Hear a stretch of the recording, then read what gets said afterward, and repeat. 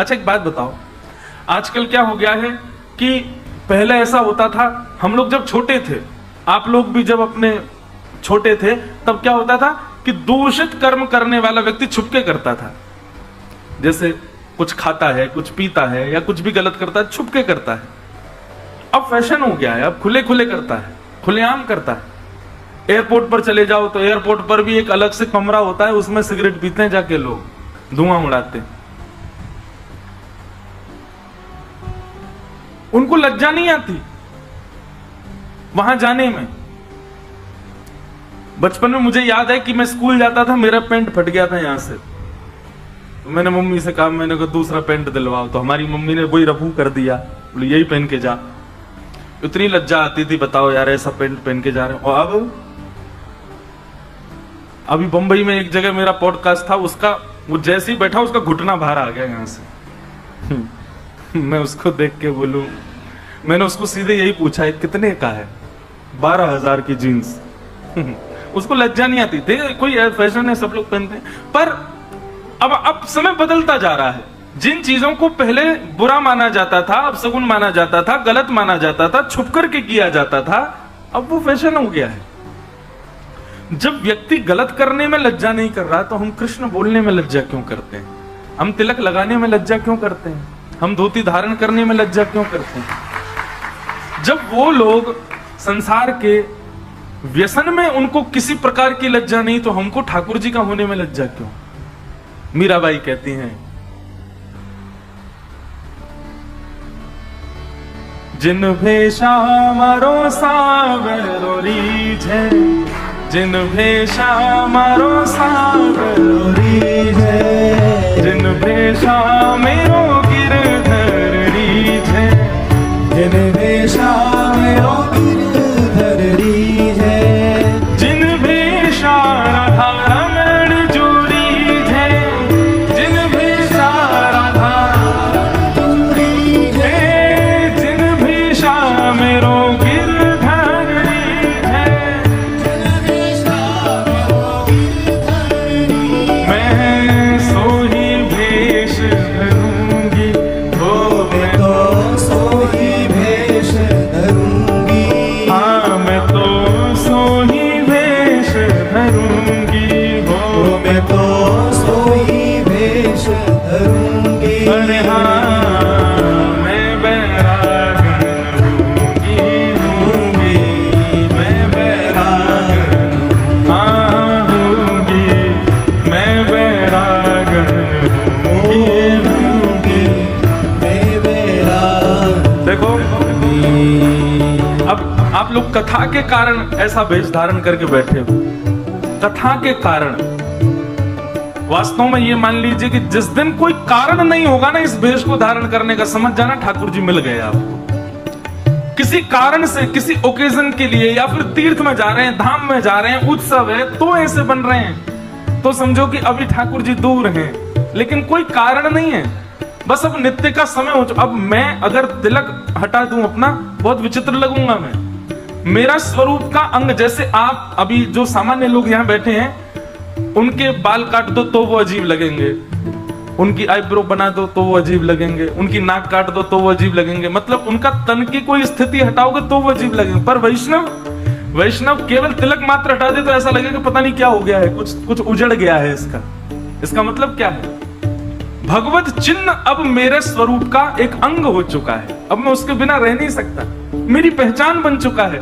ठाकुर जी का अंकित चिन्ह मेरी पहचान बन जाए, इससे बड़ा और क्या संकेत हो सकता है कि ठाकुर जी ने मुझे स्वीकार कर लिया। इसलिए भैया विचार मत किया करो, दफ्तर का विचार मत किया करो, ऑफिस का विचार मत किया करो, कौन क्या कहेगा। अरे कुछ तो लोग कहेंगे, लोगों का काम है, लोग तो ऐसी बात बनाते रहेंगे, पर आप ये मत विचार करो कि कोई और मुझसे रीझे, मैं ऐसी पैंट पहन के जाऊं, टी शर्ट पहन के जाऊं, क्लाइंट मुझसे रीझ जाए, मेरा बॉस मुझसे रीझ जाए, या वो लड़की मुझसे रीझ जाए, या वो लड़का मुझसे रीझ जाए। काय को करना है ऐसा भेष बना करके रहो, बाकी कोई रीझे ना रीझे, पर श्री जगन्नाथ जी रीझ जाए।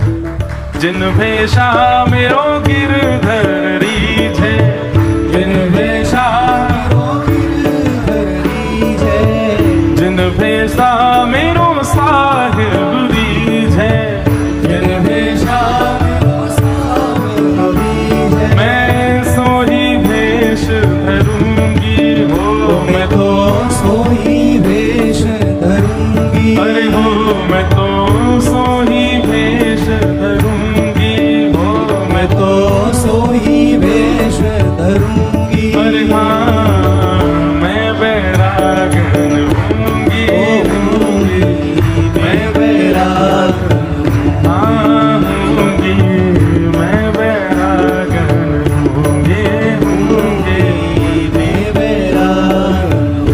मीराबाई कहते हैं, कहू तो कुसुमल साड़ी रंगावा, कहो तो कुसुमल साड़ी रंगावा, कहू तो कुसुमल साड़ी रंगावा, कहो तो कुसुमल साड़ी रंगावा, ओ कहू तो भगवान भेष, कहो तो भगवान भेष, कहू तो भगवान भेष, कहो तो भगवान भेष, ओ कहू तो मोतियन मांग भरावा, कहू तो मोतियन भरावा, कहू तो मोतियन मांग भरावा, कहो तो मोतियन मांग भरावा, ओ कहू छिटकावा केश वाला, कहो छिटकावा के, हाँ वाला कहू छिटकावा केश वाला, कहो छिटकावा के, अरे हाँ मैं बैरागन होंगी, मैं बैरागन ओ होंगी, मैं बैरागन होंगी, मैं बैरागन होंगी, ओ बाला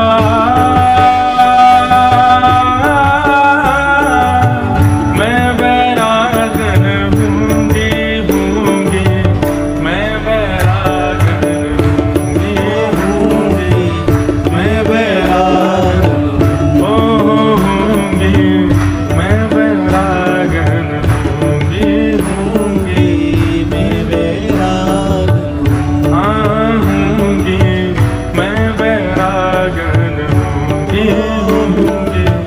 मैं बैरागन। अभी क्या होता है, कोई व्यक्ति सन्यास लेना चाहता है, क्यों लेना चाहता है? क्योंकि उसका मन कह रहा है कि अब मैं सब जगह से उच्चाटित हो चुका हूं, मुझे सन्यास चाहिए, इसलिए सन्यास नहीं। मुझे भक्त बनना है, क्यों? क्योंकि मैं देख चुका भाई दर दर भटक करके सब झूठे लोग हैं संसार में, अब मुझे वैष्णव बनना है, अब मुझे भक्त बनना है। आप अपनी इच्छा से सन्यास चाहते हो, अपनी इच्छा से वैष्णव बनना चाहते हो, अपनी इच्छा से भक्त बनना चाहते हैं, इसमें भी कहीं ना कहीं तो कमी है। इच्छा क्या होनी चाहिए? हम वो बनेंगे जिससे हमारे ठाकुर जी रीझेंगे, उनको प्रसन्न करना है मुझे, उनकी प्रसन्नता के लिए वो धारण करना है जिससे उनको प्रसन्नता। मेरे रोने से जो तुमको आए हंसी, तो मैं रो रो के तुमको हंसाया करूं, आप राजी रहो बस। यही भक्ति का मूल सिद्धांत है, लिख लीजिएगा, गुदवा लीजिए कहीं पर। जिन भेषा मरो गिरधर रीझे,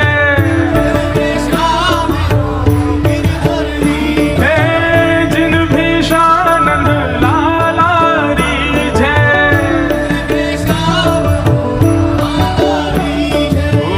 जिन भेषा मेरो सावर रीझे, मैं सोही भेष धरूंगी, ओ मैं तो सोही भेष धरूंगी, अरे हाँ मैं तो सोही वेश धरूंगी, हो मैं तो सोही भेष धरूंगी, अरे हाँ मैं बैरागन होंगी, मैं बैरागन होंगी, मैं बैरागन होंगी, मैं बैरागन। तो विलज्ज उद्गायत नृत्य तेज, ठाकुर जी जिसको प्राप्त हो जाते हैं, सबसे पहला वाणी गदगद, दूसरा द्रवित हृदय, तीसरा वाग गदगदा द्रवते सचित्तम रुदत्य भिक्षणम हसती क्वचिच्च और विलज्ज, और फिर उसके बाद आया उद्गायत नृत्यते च। ठाकुर जी का कहीं कीर्तन सुन भर ले, फिर वो रोक नहीं पाएगा स्वयं को, दोनों भुजा उठा करके नृत्य करने लगता है, भाव आवेश में आ जाता है। ये लक्षण किसी और ने नहीं बताए, स्वयं जगन्नाथ जी बता रहे हैं, ये मेरे भक्त के लक्षण हैं। मद भक्ति युक्तो भुवनम पुनातु, ये मेरे भक्त का लक्षण है। जब मैं उसको मिल जाता हूं तो वो ऐसा हो जाता है। दूर दूर तक नहीं हो सकते, हमारी स्थिति नहीं है ऐसी। बस नाटक करवा लो हमसे तो नाटक बाजे हम लोग। मद भक्ति युक्तो भुवनम पुनातु। तो नंद बाबा के यहां लाला उत्पन्न हुआ है, सबका हृदय द्रवित हो रहा है, सबकी स्थिति यही हो गई है ब्रज में। कैसे हो गए? बोले महाराज सबकी वाणी भर जाती, कोई भाई कहां भयो है तो बताते बताते रोने लग जाते, बोले नंद बाबा की लाला भयो है। और फिर रोते रोते कहते हैं, बोले रो क्यों रहे हो? इधर देखो इधर देखो इधर देखो, रो क्यों रहे हो? तो क्या कहते हैं? बोले ये कहने में कष्ट लग रहा हो कि नंद बाबा के लाला भयो। नंद बाबा के ना हमारे ही लाला भयो है। वाणी गदगद हो जाती है और फिर बताते बताते नाचने लग जाते हैं, अरे बधाई हो भैया नंद बाबा के लाला भयो। नृत्य करने लग जाते हैं, नेत्रों से आंसू भी गिर रहे हैं, हंस भी रहे हैं, नाच भी रहे हैं, गा भी रहे हैं। ऐसी स्थिति पूरे ब्रजमंडल की हो गई है। ऐसी स्थिति जब तक ना बनेगी भैया मत सोचियो कि ठाकुर जी तुम्हें मिल गए। ठाकुर जी ना मिले, ठाकुर जी छू भी जाएंगे तो ऐसे हो जाओगे। तो पूरे ब्रजमंडल में आनंद हो रहा है, सब उत्सव मना रहे हैं।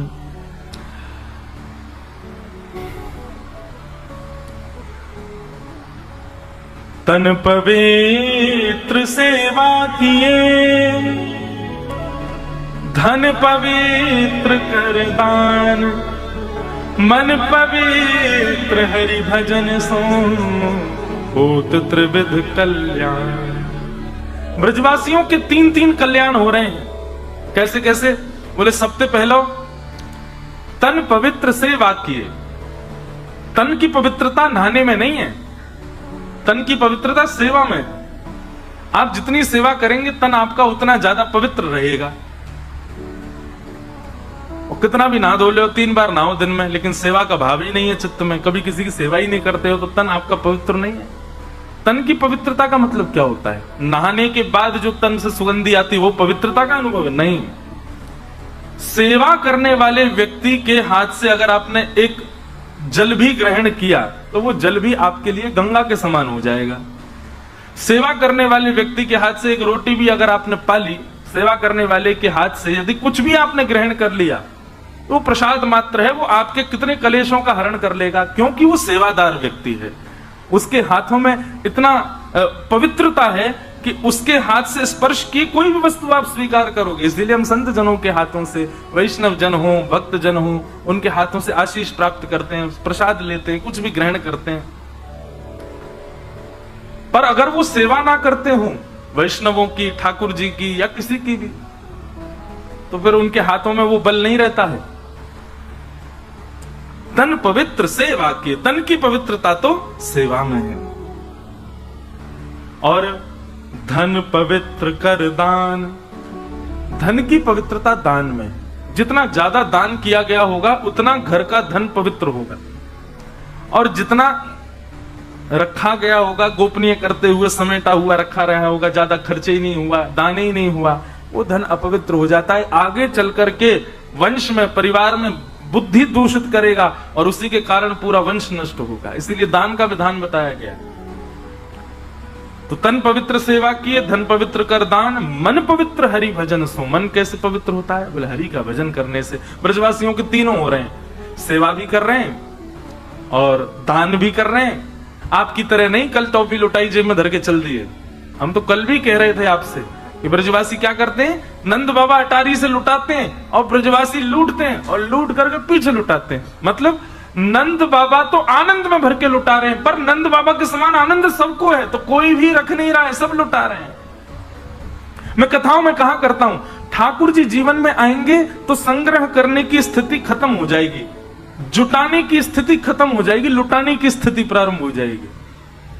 आप संग्रह नहीं करोगे, आप जुटाओगे नहीं, आप एकत्रित नहीं करोगे। ठाकुर जी जीवन में आए तो बांटोगे, लुटाओगे, दोगे सबको। केवल धन ही नहीं, कुछ भी, ज्ञान मिले तो ज्ञान भी बांटोगे, धन मिले तो धन भी बांटोगे, कुछ भी आ जाए। आज कोई आया आपके पास, उसको देने के लिए आप विचार नहीं करोगे कि कुछ लाऊं, आपके पास जो होगा वो दे दोगे तुरंत उसको। और सुनिए, कई बड़े बड़े लोग अपने यश के लिए ऐसा करते हैं, ले बेटा, अब जब जब वो दिखता है तब तो कहते मेरी अंगूठी कहां है जो मैंने तुझे दी थी। ऐसा नहीं। वैष्णव यदि कुछ देगा वो फिर भूल ही जाएगा कि मैंने क्या दिया, उस पर दृष्टि नहीं गाड़े रहेगा। अच्छा बेटा तुम मांगे तो मेरी वाली अंगूठी नहीं पहन के गए, ऐसा वैष्णव का स्वभाव नहीं होगा। वो ऐसी स्थिति में आ जाएगा जिसको जो दे देगा उसके बाद भूल और जाएगा कि मैंने कुछ दिया है। संग्रह का भाव नहीं रहेगा, बांटना प्रारंभ करोगे।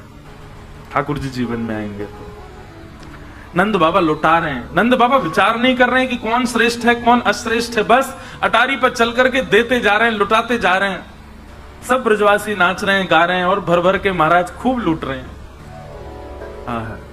हे जुग जुग जीवे रे यशोदा मैया तेरो ललना, बड़े भागते यशोदा मैया ऐसो सुत तन जायो, पूर्ण ब्रह्म जगत को स्वामी सोते ने गोद खिलायो, या कुमगवा दे पलनवा तेरो ललना, जुग जुग जीवे रे यशोदा मैया तेरो ललना। हमारे ब्रज के कई साहित्यों में तो ऐसा वर्णन आता है कि यशोदा मैया ने कितने दिनों तक तो ठाकुर जी कोई को दिखाई ही नहीं, बस ऐसे ही करके रखती उनको। सब ब्रजवासी आकर के द्वार पर हल्ला कर रहे हैं, अरे नंद बाबा जी कोई बात है, इतने दिन आते उत्सव चल रहा है, नहीं दिखा तो दो लाला कैसो है। नंद बाबा ने जाके यशोदा मैया से कही, सब बाहर इंतजार कर रहे हैं, लाला को नेक मुखमंडल दिखाई दो सबन को। यशोदा मैया बोली मैं नहीं दिखाऊंगी, मेरो रत्न सो लाला है, मेरो नीलमणि। ठाकुर जी का जब तक नामकरण नहीं हुआ तब तक यशोदा मैया उनको नीलमणि कहती है। नीलमणि, नीले नीले ठाकुर जी। आज यशोदा मैया अटारी पर आकर के खड़ी है गई, महाराज जहां तक देखें वहां तक ब्रजवासी खड़े हैं, सब जय जयकार कर रहे हैं, नंद के लाला की जय, यशोदा के लाल की जय। अरे मैया ने एक मोड़ो दिखाई दे लाला को।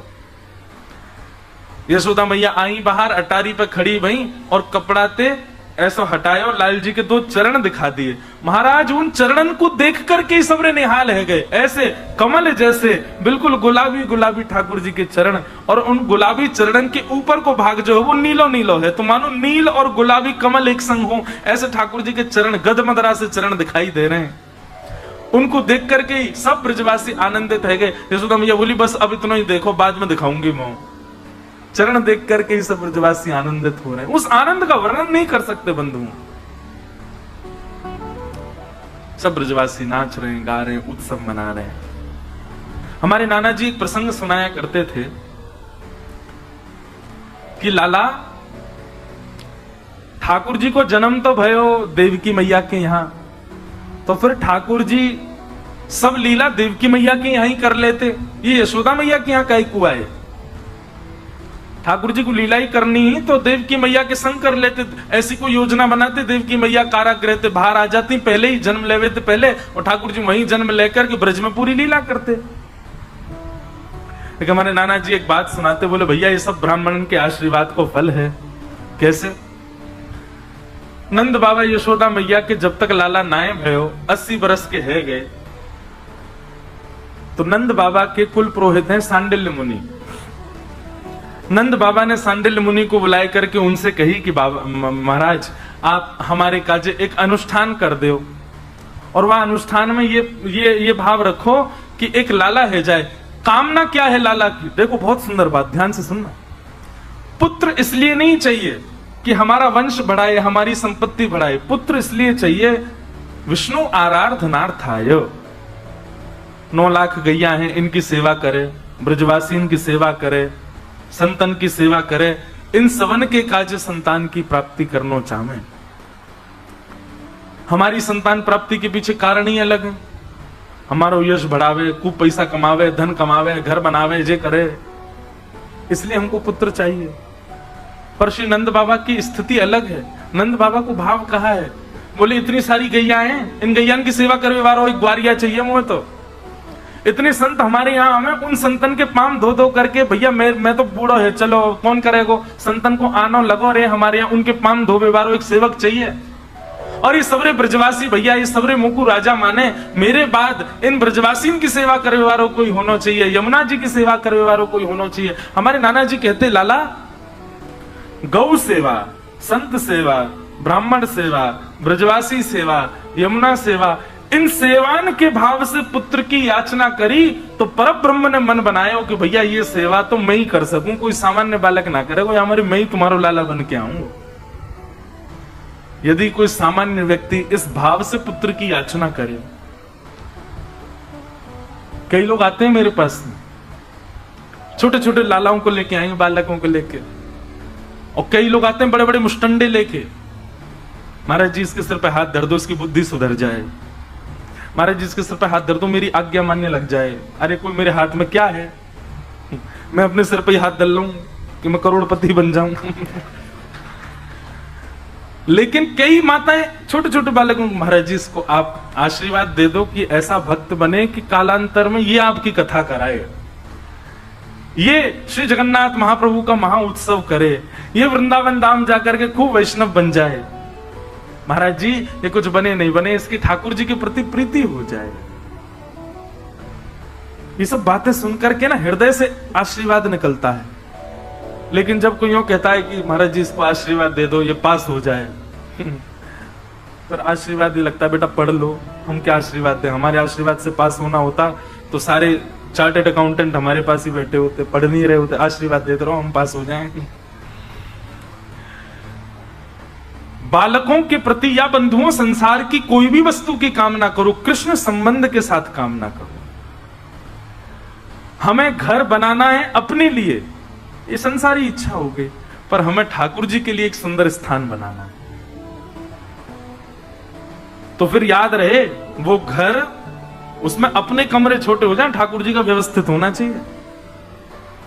आप कभी हमारे घर आओ, हमारे श्री लाल जी का कक्ष देखो, हमारे लाल जी बाहर नहीं विराजते, कक्ष में रहते हैं अपने, और जहां कहीं भी रुकने जाएंगे वहां भी इनका एक सेपरेट कक्ष होता है, सेपरेट इनकी सब व्यवस्था होती है। और मैं बहुत जल्दी लग रहा हूं इनका पासपोर्ट और बनवाऊं, अगली बार से कहीं जामे तो इनकी एक सीट और हो, इनका आईडी कार्ड भी ले हो। भाई ठाकुर जी हैं, इनका ही राज है, हमारा राज थोड़े ही है, इन्हीं की ही कृपा है, इन्हीं की वजह से ही हम राउल केला है, इन्हीं की वजह से बंबई जाते हैं, इन्हीं की वजह से दुनिया में घूमते हैं, अपना कोई अस्तित्व थोड़े ही है। तो कोई भी कामना करो, कामना के पीछे कृष्ण संबंध जरूर होना चाहिए। हमें गाड़ी भी चाहिए तो गाड़ी अपने लिए नहीं, हमको ठाकुर जी के लिए एक रथ चाहिए, ऐसी भावना रखो, और उसमें फिर महीना 2 महीना में ठाकुर जी को कहीं ले जाया करो, उसमें बैठा के। ठाकुर जी के भाव से रथ की कामना करोगे तो फिर ठाकुर जी जिम्मेवारी रखेंगे, खरोंच भी नहीं आ जाए, मेरो रथ है, ठुकनो नहीं चाहिए, कहीं कोई एक्सीडेंट नहीं है जाए, मेरो रथ है। ठाकुर जी की भावना से संसार की कामना करो तो वो संसार की कामना भी भक्ति बन जाएगा। तो नंद बाबा ने सांडिल मुनि से कही कि आप एक अनुष्ठान करो, हमारे घर लाला रह जाए, और लाला के पीछे कामना केवल इतनी है, गौ सेवा, संत सेवा, ब्रजवासी सेवा करवे वारो लाला होए। तो सांडिल मुनि बोले मैं तो एक अनुष्ठान में जा रहा हूं, मैं तो ना आ पाऊंगा, मैं अपने भांजे को भेज दूंगा, वो बढ़िया पंडित है, बागू भेज दूंगा। अब सांडिल मुनि के जो भांजे थे उन्होंने, वो पहले कभी वृंदावन गए नहीं थे, उनको भेज दिया। 21 ब्राह्मणों को संग लेकर के महाराज सांडिल मुनि के जो भांजे थे वो वृंदावन गए, गोकुल गए, और गोकुल में जैसे ही गए महाराज तो सब घर के सदस्य प्रणाम करते हैं, और हमारे वृंदावन में आज भी नियम है, माताएं बहनें सिर ढक करके प्रणाम करती हैं। सिर ढकना या मुख ढकना ये कोई ऐसा नहीं कि मुख नहीं दिखाना, बस एक सम्मान की भावना है, हम किसी के सम्मान में बस ऐसा कर रहे हैं, और कोई इसके पीछे कोई विशेष कारण नहीं। बाकी तो ये मुगल जब आए ना भारत में, उसके बाद ज्यादा इसकी प्रथा हो गई, पहले माताएं इतना घूंघट थोड़ी करती थी। यशोदा मैया हूं, कौशल्या मैया, उस समय में कोई इतना घूंघट थोड़ी होता था। ये मुख छुपाने की जो भावना है, ये तो मुगलों की कुदृष्टि से बचाने के लिए हिंदुओं के घरों में ऐसा करना पड़ना प्रारंभ किया, और फिर वो उसको प्रथा मान लिया लोगों ने। प्रथा नहीं है ये। भारत की माताओं के लिए ऐसी कोई प्रथा नहीं है कि मुंह छुपा के ही रहना उनको। और सिर ढकना, तो ये तो अब भाई लोग तो, हम लोग तो मॉडर्न ज्यादा ही हो गए हैं। नहीं तो प्राचीन काल में एक भी आप किसी को नहीं देख सकते बिना पाग बिना मुकुट के, पुरुष भी नहीं रहते थे। वो सिर पर भी कुछ ना कुछ बांध करके रखते थे। ऐसा माना जाता है, शास्त्राज्ञा, हमारे पाप हमारे केशों में निवास करते हैं। इसीलिए शुद्ध कार्यों में या फिर घर में कुछ ऐसा हो जाए, उसके बाद केश दान किए जाते हैं, मुंडन संस्कार होता है। और कई प्रांत भारत के ऐसे, वहां तो हर 15-20 दिन में मुंडन हो जाता है, करते ही रहते हैं, क्योंकि इनमें पाप निवास करता है। इसलिए इनको ढक करके रख। इसीलिए बाल कहीं किसी सब्जी में गिर जाए, रोटी में गिर जाए, कहीं उसको पाना ही नहीं चाहिए। उसको तुरंत कहीं बाहर करो, किसी जीव जंतु को खवाए दो, स्वयं नहीं पाना है उसको, क्योंकि उसमें पाप निवास करता है। इसलिए प्राचीन काल में ढक करके बांध करके रखते थे कि ये कहीं ज्यादा गिरे ना। किसी के अब केश गिर गए, आपने उस पर पैर रख दिया, तो जिसके केश है उसके पाप आप में आ जाएंगे। चलो कल से तुम भी और मैं भी दोनों पाग पहने हैं। इसलिए सिर ढकने की प्रथा हमारे शास्त्रों में है। भाइयों के लिए भी है, माताओं के लिए नहीं अकेले। पर माताएं बेचारी अभी भी पालन करती, भाई तो कुछ पालन करते नहीं। तो यशोदा मैया ने जब उनको प्रणाम किया, घूंघट लगा रखा था, और जैसे ही प्रणाम किया तो उनको लगा कोई नवीली दुल्हन है। और दुल्हन महाराज जान करके उन्होंने तो सीधा आशीर्वाद दिया, बोले पुत्रवती भव। यशोदा मैया को आशीर्वाद पुत्रवती भव का दे दिया। तो यशोदा मैया बोली, बोले बाबा तो फिर ध्यान रखियो, 80 वर्ष की आयु रह गई है हमारी, और आपने पुत्रवती भव को आशीर्वाद दियो है। सांडिल मुनि के जो भांजे हैं वे आनंद में भर गए और बोले, मैया अब तो चाहे ठाकुर जी को ही आना पड़े, लेकिन आपके पुत्र तो होएगा, क्योंकि शास्त्राज्ञा है ब्रह्म वाक्यम जनार्दनम। ब्राह्मण जो बोलता है जिम्मेवारी ठाकुर जी लेते हैं उसको पूरी करने की। अब तो हमने कह दियो कि आपके लाला होएगा तो होएगा। और बाकी मैया नहीं तो एक काम करो, चकाचक 21 ब्राह्मणन को बढ़िया सुंदर एक यज्ञ कराए दो, वहां में हम सब अनुष्ठान कर देंगे, और अनुष्ठान में आप बढ़िया दक्षिणा दे दियो, बढ़िया भोजन पानी कराए दियो, बढ़िया जाप करेंगे, आपके घर लाला होएगा। नंद बाबा ने यमुना के किनारे बढ़िया सुंदर तंबू लगवायो, एक बढ़िया मथुरा से हलवाई बुलवायो, 21 ब्राह्मणन की रहवे सोवे की व्यवस्था कर दी। भैया अनुष्ठान चलेगा, नंद बाबा के यहाँ लाला होना चाहिए। बहुत ध्यान से सुनियो। हलवाई आकर के प्रसादी बना रहे हैं। पहले दिन को अनुष्ठान, ब्राह्मण को 3 चीजें सबसे ज्यादा प्रिय हैं। सबसे पहला भोजन, और दूसरा महादेव की आराधना, और तीसरी दक्षिणा। 3 सबसे ज्यादा प्रिय है। किसी ब्राह्मण को प्रसन्न करना हो, ये 3 काम करवा दो, महादेव की आराधना करवाओ, और बढ़िया भोजन पवाओ, और फिर दक्षिणा दे दो, और फिर ब्राह्मण को प्रणाम करो, वो आशीर्वाद देगा, फलेगा, निश्चित फलेगा वो आशीर्वाद। नंद बाबा ने बढ़िया हलवाई बुलवाए। हलवाई ने आकर के सवेरे सवेरे महाराज आलू की सब्जी, बेड़ई, कचौड़ी, जलेबी नाश्ता में बनाए। ब्राह्मणन को कही, आ जाओ भैया सबरे ब्राह्मण, अनुष्ठान बाद में शुरू करियो, पहले बाल भोग पा लियो। ब्राह्मणन ने जाकर के देखी, देसी घी में तली भाई बढ़िया कचौड़ी जलेबी बन रही है, खूब चकाचक पाई महाराज, नर भर लियो यहाँ तक। नाश्ता तो पेट भर गो। जैसे पेट भर गो महाराज, सब ब्राह्मण बोले, बाबा यहाँ तो आनंद ही आए गए, चलो अब अनुष्ठान शुरू करें। बोले अनुष्ठान से पहले जमुना जी में आचमन करो।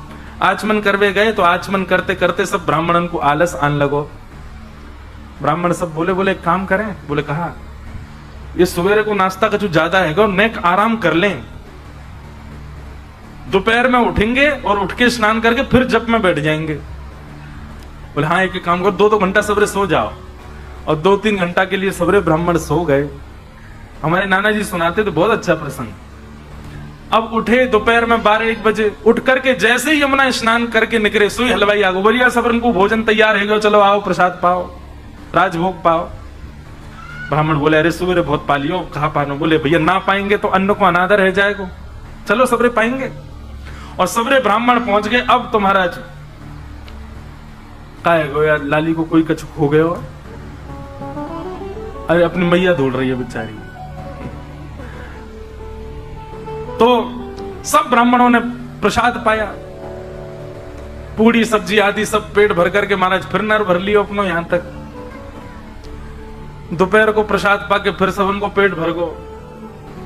अब सब ब्राह्मण बोले बाबा हम पे तो हिलऊ ना जा रहा, एक काम करें 2-2 घंटा और सो जाएं, रात में करेंगे अनुष्ठान, यमुना स्नान करके रात्रि में अनुष्ठान करेंगे। शाम को फिर से सबने स्नान किया, स्नान करके जैसे अनुष्ठान में बैठने लगे, हलवाई जी आगे बोले रात को भोजन तैयार है गया, आ जाओ पालो। रात में सब लोगों ने प्रसाद पायो, सोवे को समय है गयो रात्रि में। ब्राह्मण बोले भैया पहले दिन तो भोजन में ही नहीं करोगे, हमने अनुष्ठान ही ना शुरू किया, नंद बाबा के लाला कैसे होएगो? सब ब्राह्मण बोले अब अनुष्ठान तो तुम यार यूं समझ लो भोजन को ही अनुष्ठान है, खावे और सोवे को अनुष्ठान है। खा करके तृप्त है रहे हैं ब्राह्मण और सोते समय आनंद में भर के कह रहे हैं हे विधाता, ये नंद बाबा ने बड़ा सुख कर रखो हमारे काजे, या नंद बाबा के घर एक लाला भेज दियो। और भैया उन ब्राह्मणन की प्रसन्नता की ऐसी 21 दिनों तक ब्राह्मण इतने प्रसन्न रहे कि उनकी प्रसन्नता की वजह से ठाकुर जी उनके पुत्र बन के आ गए। नंद बाबा यशोदा के यहाँ लाला बन के आए। जन्म कहीं और लियो लेकिन ब्राह्मणन को प्रसन्न किया है नंद बाबा ने, यहाँ मारे उनके यहाँ ठाकुर जी पुत्र रूप में पधारे। ऐसे हमारे पूज्य नाना जी सुनाया करते। देखो बंधुओं, अनुष्ठान हो, यज्ञ हो, उसमें विधि कैसी है ये जरूरी है, नियम कैसा है ये जरूरी है, दक्षिणा कैसी है ये जरूरी है, भंडारा कितना बढ़िया है ये जरूरी है, पर उससे भी कई ज्यादा जरूरी है कि जो ब्राह्मण आए वो प्रसन्न होके गए कि नहीं, ये बहुत जरूरी है। आजकल लोग अनुष्ठानों में इस बात का बिल्कुल ध्यान नहीं रखते, उनको लेबर की तरह ट्रीट करते हैं। हमको बहुत कष्ट होता है कभी कभी, ऐसा नहीं होना चाहिए। इसीलिए अनुष्ठान सफल नहीं हो पाता, क्योंकि आप ब्राह्मण को प्रसन्न ही नहीं कर पाते। उसकी प्रसन्नता कोई बहुत बड़ी थोड़ी है, उसको बस सम्मान चाहिए, आदर चाहिए, प्रेम चाहिए। उसको इतना प्रसन्न करो कि वो आपके अनुष्ठान को हृदय से करे। आपका अनुष्ठान पूर्ण क्या, साक्षात ठाकुर जी प्रकट हो जाएंगे। ब्राह्मण में इतना बल है। तो ब्राह्मणों की कृपा से ठाकुर जी इनके यहाँ लाला बन करके पधारे हैं। बोलो कृष्ण कन्हैया लाल की। एक राक्षसी जिसका नाम है पूतना, वो गोकुल में आई है ठाकुर जी को मारवी के काजे। भक्ति में सबसे पहली अड़चन कौन सी आएगी? भक्ति में सबसे पहली रुकावट आती है पूतना। पूतना यानी कि अविद्या, अविद्या यानी कि अज्ञान, अज्ञान यानी कि सद और असद की पहचान ना होना, इसको अविद्या कहते हैं। बंधुओं, आप कितने भी भजन कर लो, परिक्रमा कर लो, जप कर लो, कीर्तन कर लो, पर अविद्या को दूर तो केवल कोई गुरुवाणी ही कर सकती है। जब तक आप गुरुवाणी का आश्रय नहीं लोगे, जब तक आप किसी सत्संग का आश्रय नहीं लोगे, आपकी अविद्या नहीं मर सकती। इसलिए सत्संग युक्त होकर के ही भक्ति के मार्गों को स्वीकार करो। बिना सत्संग के आपके, अब चाहे आप 3 घंटे सुनते हैं, ऐसा हो ही नहीं सकता कि 3 घंटे में एक सूत्र आपके संशय का समाधान ना करता हो। इतने सारे सूत्र व्यासपीठ से कहे जाते हैं, एक सूत्र तो आपके लिए होता होगा। इसलिए अविद्या रूपी पूतना को मारने के लिए सत्संग रूपी कृष्ण का आश्रय जरूर लेना पड़ेगा आपको। नहीं तो भक्ति में सबसे पहली अड़चन आएगी अविद्या। अविद्या ही पूतना। पूतना भगवान, पूतना महाराज कंस के शत्रु को खोज रही है, और खोजते खोजते पूतना ने क्या किया, अपने पयोधर में विष लगा करके जाती है, और 10 दिन के अंतराल में जितने बालकों ने जन्म लिया है ब्रजमंडल में, उसने सुंदर रूप धारण किया, सुंदर भेष धारण किया, उसको धारण करके जाती है। कोई भी उसको रोकता नहीं है, सब सोचते हैं इतनी सुंदर, इतने अच्छे कपड़े पहन के आई है, अच्छे घर की होगी। नए नए बालकों को उसकी गोद में दे देते हैं खिलाने के लिए। चुपके से वो अपना पयोधर बालक के मुख में देती है, पयोधर में लगा विष बालक के मुख में जाता है, बालक मर जाता है। घूमते घूमते पूतना का आगमन हुआ गोकुल में। बहुत ध्यान से सुनिएगा, मुझे ये विषय बहुत अच्छा लगता है इससे, क्योंकि वैष्णवों को बहुत कुछ सीखने को मिलेगा पूतना के इस विषय से। पूतना ने गोकुल में प्रवेश किया। पूतना का वास्तविक रूप कैसा है? राक्षसत्व रूप है उसका, राक्षसी है वो। ना देखने में सुंदर है, ना बोलती अच्छा है, ना चलती अच्छा, कुछ भी अच्छा नहीं है उसका। अत्यंत कुरूपणी भयावह है, परंतु केवल और केवल सबके चित्त में विश्वास प्रकट करने के लिए, अपने लिए, कि सबको मुझ पर विश्वास हो जाए, सुंदर बन करके गई है, बनावटी बन करके गई है, अपने वास्तविक रूप में नहीं गई है। पूतना ने जैसे गोकुल में प्रवेश किया, सब पूतना के रूप पर आकृष्ट हो गए। उसकी चाल देखो, उसके नेत्र देखो, उसकी मुस्कान देखो, उसके केश देखो, उसके वस्त्र देखो, उसके आभूषण देखो, उसकी हर वस्तु आकर्षण कर रही थी सबका अपनी ओर। ब्रजवासी गा रहे हैं, नंद घर आनंद भयो जय कन्हैया लाल की, नाच रहे हैं, गा रहे हैं। 6 दिन हो गए, 6 दिन से कोई सोया भी नहीं है, किसी ने भोजन भी पाया ढंग से, ऐसा किसी को पता नहीं है। बस उछालते हुए बधाई, कोई खावे की वस्तु आ जाए तो वही को खा करके पेट भर रहे हैं अपनों। कोई व्यवस्थित भोजन भी नहीं किया ब्रजवासियों ने, इतना उन्मुक्त हो चुके हैं उत्सव में। और उस उत्सव के बीच में जब पूतना आती है तो ब्रजवासी नाचते नाचते जैसे पूतना को देखते हैं तो आकृष्ट हो जाते हैं। अरे देखो तो कितनी सुंदर। पुरुष तो पुरुष, माताएं भी उस पर मोहित हो गई, गोपियां भी उस पर आकृष्ट होने लगी। छोटे छोटे बालक अपनी माताओं के पास जाकर के कहने लगे, बोले मैया हमारी उम्र है गई, हमारा ब्याह करा दे। बोले ब्याह करा दे? कौन तो ब्याह कराऊं? बोले वो जो आ रही है बातें करा दे। इतनी सुंदर। शरीरम स्वरूपम तथा वा कलत्वम रथश्चारु रुचिरम धनम मेरुतुल्यम मनश्रेण लग्नम कृष्ण पादारविंदम ततः किम ततः किम ततः किम ततः किम। चाहे कितना भी सुंदर शरीर आपने बना लिया हो, कितना भी सुंदर रूप आपने पाया हो, कितना भी सुंदर धन आपने कमाया हो, कितनी भी सुंदर कन्या या वर से आपने ब्याह किया हो, कितनी भी गाड़ियां खरीद ली हो, कितना भी संपत्ति वैभव कमा लिया हो, कितना भी बड़ा व्यापार क्यों ना कर लिया हो, लेकिन मनश्रेणा लग्नम कृष्ण पादारविंदम, इन सबको पाने के बाद मन कृष्ण के चरणारविंदों में नहीं लगा हो तो रावण के पास भी ये सब कुछ था। हमारे पूज्य नाना जी कहते थे रावण देखने में ज्यादा बुरा नहीं लगता था, अच्छा था। उसका रूप भी अच्छा था, उसका शरीर भी अच्छा था। उसकी पत्नी मंदोदरी, कहते हैं जब सीता जी की खोज करने हनुमान जी गए तो एक बार तो मंदोदरी को देख करके उनको लगा यही तो नहीं है सीता जी, मतलब कहीं ना कहीं रिजेंबल हो रही है, और वो भी हनुमान जी।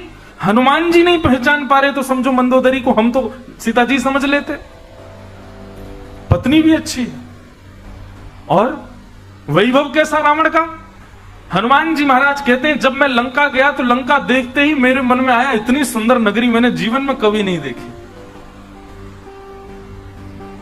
संपत्ति भी अच्छी है, सब कुछ अच्छा था रावण का। आज की डेट में एक व्यक्ति की जो जो इच्छाएं होती है ना, वो सारी इच्छाएं रावण की भी थी।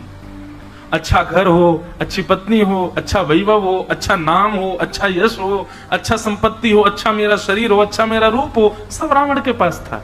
सब कुछ था रावण के पास, लेकिन क्या नहीं था? मनश्रेण लग्नम राम चरणारविंदम, उसका मन राम जी के चरणों में नहीं लगा था। क्या हुआ? ततः किम ततः किम ततः किम ततः किम, सब व्यर्थ हो गया। हनुमान जी महाराज ने लंका क्यों जलाई पता है? क्योंकि हनुमान जी ने जैसी लंका को देखा तो लंका देख करके उनको लगा इतनी सुंदर लंका। बाद में जब उन्होंने देखा कि इस लंका में राम जी तो है ही नहीं, ये मुझको भा कैसे गई? बिना राम की युक्त वस्तु यदि मुझे भा गई है तो इस वस्तु को मैं ऐसा कर दूंगा कि मुझे भाए ना। या तो राम युक्त हो, और राम युक्त नहीं है तो इसको जला दूंगा मैं पूरी को। पूरी लंका जला दी उन्होंने। और जब लंका जल गई ना तब हनुमान जी देखे बोले हाँ अब बढ़िया है, जो जिसके पास राम जी नहीं, उसकी ऐसी स्थिति होनी चाहिए, चाहे वो कितना भी सुंदर बढ़िया क्यों ना हो। इसलिए भैया, कोई भी योग्यता आपको मिली हो जीवन में, पर कृष्ण युक्त होकर के नहीं मिली है, तो मैं आपको एक बात की गारंटी दे सकता हूं, वो कांस्टेंट नहीं हो सकती, कभी ना कभी छूट जरूर जाएगी। इसलिए श्री कृष्ण युक्त होकर के आप वस्तु को स्वीकार करो। पूतना अत्यंत सुंदरी बनकर के आई, सब उसके रूप पर मोहित हो गए। पूतना ने जैसे नंद भवन में प्रवेश किया, यशोदा मैया बोली, अरे विधाता कितनी सुंदर, अरे विधाता मेरी बस एक बात मान लीजिए, तू जो कहेगो वैसे तेरी तपस्या करूंगी, ऐसी सुंदर कन्या तो मेरे लाला को ब्याह और करा दे, मेरे लाला के काजे भी ऐसी बहू आवे। अरे देखो यहाँ के नैन तो देखो, यहाँ की चाल तो देखो, यहाँ की मुस्कान तो देखो, यहाँ के वस्त्र तो देखो। यशोदा मैया ने तो ये तक सोच लिया कि मेरो लाला कछु वर्ष पहले जन्म ले लियो होता तो यही तो ब्याह कराती लाला को। ठाकुर जी गोद में पड़े पड़े कुल बला रहे हैं, बोले मैया रुक जा, अभी बहू के रूप देखे वो तो है, कैसी बहू है। पूतना आकर के बैठी, उसका स्वरूप और वस्त्र इतने सुंदर हैं कि अनायास उसको कोई रोक ही नहीं रहा है, सब उसको प्रवेश दे रहे हैं, आजा आजा आजा, अरे तुम तो यहां बैठो। सबसे बड़ी भूल है मानव की, ठाकुर जी में और मानव में यही अंतर है। मानव बाह्य आकर्षण देख करके आकर्षित हो जाता है, पर ठाकुर जी नहीं होते। ठाकुर जी इसीलिए उनको कहा गया चार थे स्वविज्ञ स्वराट, वो अविज्ञ हैं, वो सबको जानते हैं भीतर से। हनुमान जी महाराज श्रीमद् भागवत में कहते हैं, कहीं और नहीं, श्रीमद् भागवत में ही हनुमान जी की वाणी है। पंचम स्कंद में जहां पर मनवंतरों का वर्णन किया गया है, वहां श्री हनुमान जी महाराज की इतनी सुंदर वाणी है।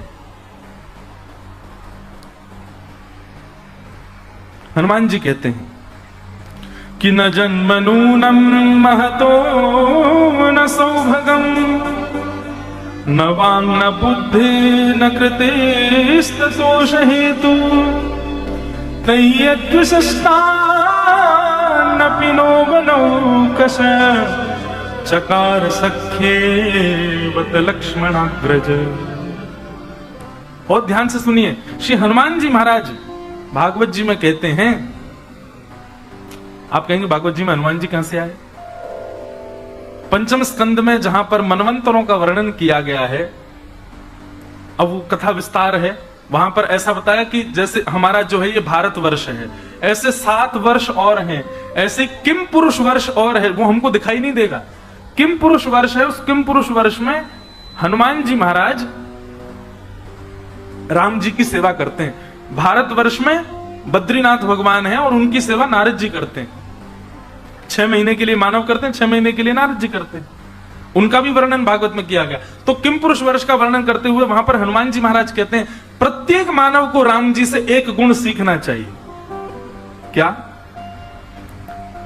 तब हनुमान जी कहते हैं कि न जन्मनूनम महतो न सौभगम, बोले हम बानरों का जन्म अच्छे कुल में नहीं हुआ। बानर कुल कोई अच्छा कुल थोड़ा ही है। और न वांग, बोले कुल अच्छा नहीं है तो कोई कहे कि आप लोग बोलते अच्छा होगा। बानर को बोलते हुए देखा, किस किस किस किस किर किर करता है। हमारे वृंदावन में सुनो बंदरों की भाषा महाराज।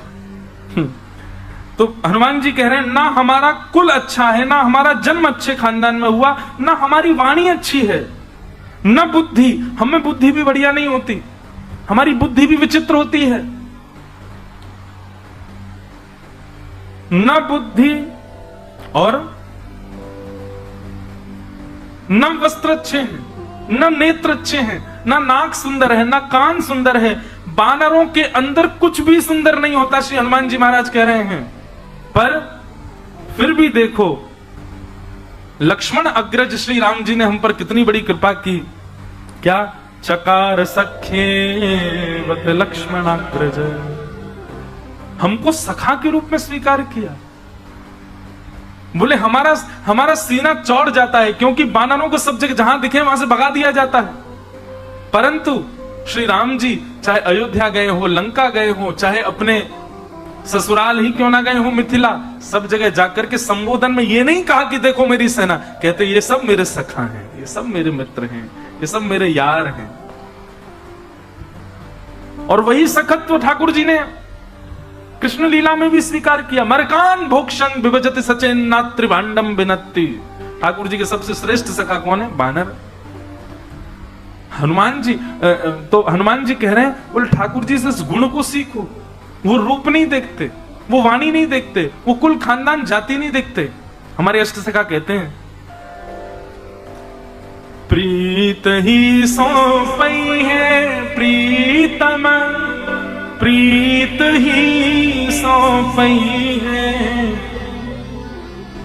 यद्यपि रूप गुणशील सुधरता, इन बातन उदार झई है, प्रीतम प्रीत ही सौंपई है। ठाकुर जी इन सब चीजों से नहीं रीझते। यशोदा मैया ने लाला को पूतना की गोद में दे दिया, पूतना ने ठाकुर जी को गोद में लिया, यशोदा मैया किसी काम से बाहर चली गई। कितना बड़ा दुर्भाग्य पूतना का। मैं कहता हूं सबसे दुर्भाग्यशाली राक्षसी है पूतना, इससे ज्यादा दुर्भाग्यशाली कोई नहीं है। बाकी सारे राक्षस सौभाग्यशाली हैं। क्यों? जगत नियंता जगदाधार साक्षात जगन्नाथ जी उसकी गोद में लेटे हैं, इतनी पास भगवान है, फिर भी ठाकुर जी ने पूतना की गोद में लेटते सबसे पहले तो अपनी आंख बंद करी, ऊपर से हाथ और धर लिए। पूरी दुनिया उस पर आकृष्ट हो रही है, पूरी दुनिया उसके रूप पर वाहवाही कर रही है। महाराज बाहर के ब्रजवासी कई तो लट्टू है रहे हैं पूतना के रूप पे, पर जिसके नेत्रों में रूप बसना चाहिए वो अपने नेत्र बंद करके बैठा है। संसार के नेत्रों में बसना कौन सी बड़ी बात है? संसार के नेत्रों में, संसार के हृदय में मन जगह बना लेना कोई बड़ी बात नहीं है। संसार बहुत भयावह है। कल आपने अगर कुछ भी अनीत कृत्य कर दिया, तुरंत संसार आपका विपक्षी हो जाएगा, आपका विपरीत हो जाएगा।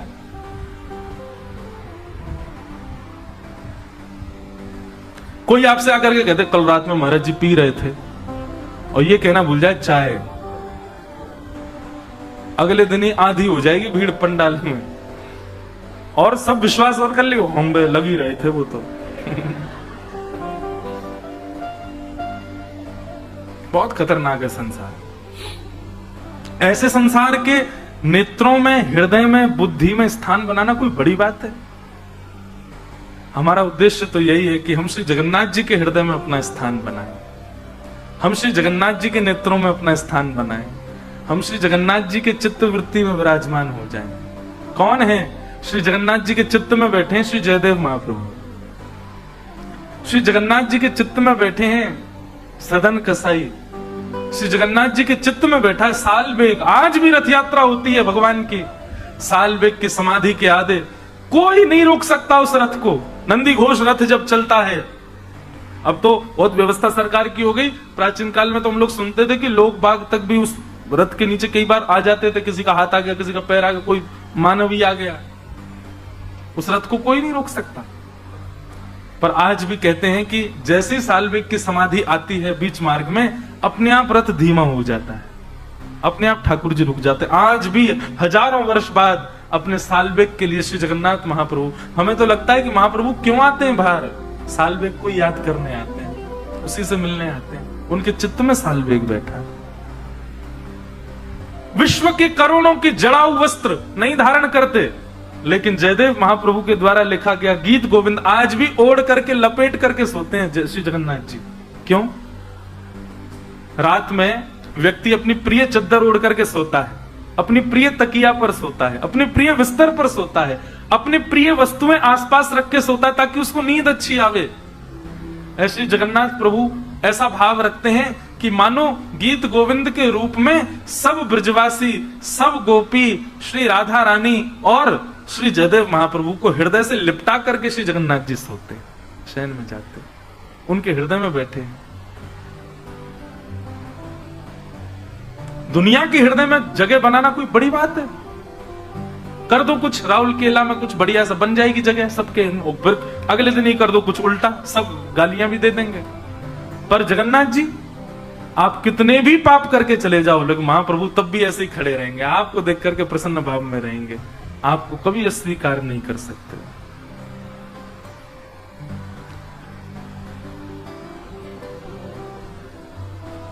ठाकुर जी ने अपने नेत्र बंद कर लिए, पूतना को नहीं देखा। पूतना ने अपना पयोधर जैसे भगवान के मुख में दिया, भगवान ने नेत्रबंद किए। इसके पीछे सैकड़ों कारण बताए जाते हैं, क्यों नहीं देखा पूतना को। पर मुझे जो विशिष्ट 2 कारण लगते हैं उनको मैं कह दूं। सबसे पहला कारण ठाकुर जी ने पूतना को नहीं देखा, उसके पीछे यह है कि पूतना बनावटी बनकर के आई है, जो वास्तविक है उसमें नहीं आई है।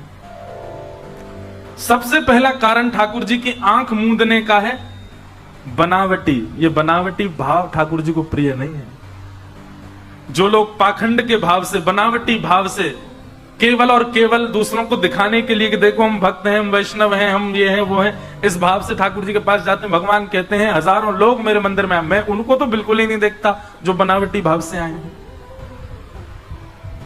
बनावटी लोग ठाकुर जी को प्रिय नहीं, पाखंडी लोग ठाकुर जी को प्रिय नहीं है। ऐसे लोगों को देख करके ठाकुर जी अपना नेत्र बंद कर लेते हैं। दूसरा कारण पूतना को न देखने का क्या है? चलो तुम बनावटी बनकर के आई, तुम अपना रूप बदल करके आई, पर तुमने आकर के क्या किया? नंद घरानंद भयो जय कन्हैयालाल की उत्सव मना रहे ब्रजवासियों का उत्सव छुड़वा दिया। ब्रजवासियों को भी अपनी ओर आकर्षित कर लिया। उन ब्रजवासियों का मेरे प्रति जो प्रेम, मेरा जो चिंतन चल रहा था, वो तुमने रुकवा दिया। मतलब दूसरा कारण ठाकुर जी के नेत्र बंद करने का है कि किसी वैष्णव की भक्ति में यदि आप अवरोध बनोगे, आप रुकावट बनोगे, तो ठाकुर जी आपको नहीं देखेंगे। ये 2 विशिष्ट कारण लगते हैं पूतना को न देखने के। पहला बात बनावटीपना, और दूसरी बात किसी भक्त की भक्ति में अवरोध आना, अवरोध बनना।